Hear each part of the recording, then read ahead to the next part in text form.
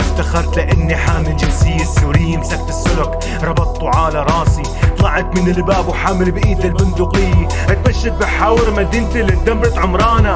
كيف حننسى ألمي وحنتعذبنا من جوانا؟ شفنا الغدر، شفنا القهر، شفنا الظلم، شفنا العنف، حنقوى نصنع تاريخنا ما نخلي العالم ينسانا. انكتب التاريخ كل سنة عم ينكتب، 54 سنة وهالسم جوا القلب عم ينسكب، ونغير ونحمل حجر البيوت والهموم والرصن فوق الجبال لنوصل للنجوم.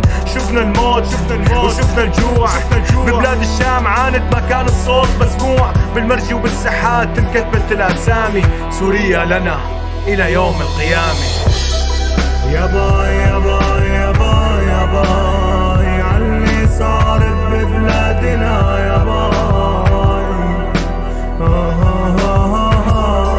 يابا يابا يابا الوطن شال هموم قلوبنا.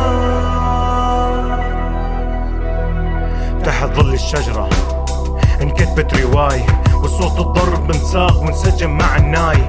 من 2008 طلع صوت الغرفة مخباي، تحت الدرج تحت الأرض بلشت الحكاية.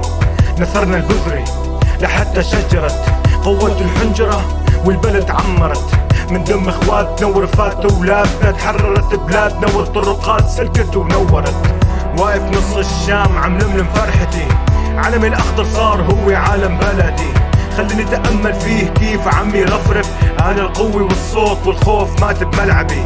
شفت الفرحة والبسمة بوجوه الأطفال بعد ما شافوا الألم والرمل تحت الأنقاض. بتنفس البلد بعد حرمان كبير، حنعمر نبني بهمة هالشباب الأبطال. يابا يابا يابا يابا عاللي صارت ببلادنا